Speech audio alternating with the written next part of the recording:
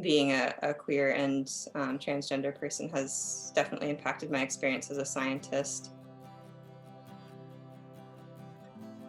And I don't always share that with students unless they ask about it, but I did have one student, they noticed, oh, your name is Sam, that's kind of a all gender name, and asked, are you a boy or a girl? And I wasn't sure how to answer that question in a way that would make sense to them. And I asked the teacher that student had that year, how should I answer this question? I'm non-binary. And the teacher encouraged me to share that with the students. So I did. I said, as a biologist, I study plants and animals. Not all of them are boys and girls. Some of them are something in between. And that's also true for me. And I think the student just took that in stride.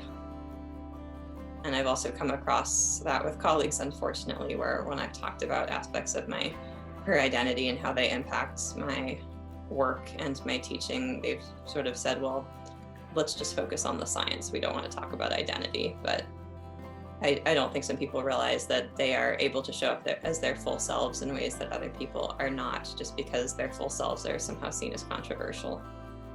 And what children can dream of being is in some way shaped by what they see. So if they never see somebody like them doing a particular type of job, it's hard to imagine themselves doing that. A lot of the steps that people have to take to become scientists, to become involved in STEM, are very challenging. And a lot of people have imposter syndrome come up, especially if they already go in feeling like they're part of a group that's not expected to succeed. So having representation of people who you know are like you and did succeed and did withstand those challenges and overcome that imposter syndrome is helpful. And both representation and presence of people with different types of identities can play an essential role in helping people who might experience certain types of discrimination in STEM advocate for themselves or mitigate those issues or deal with other types of issues that might come up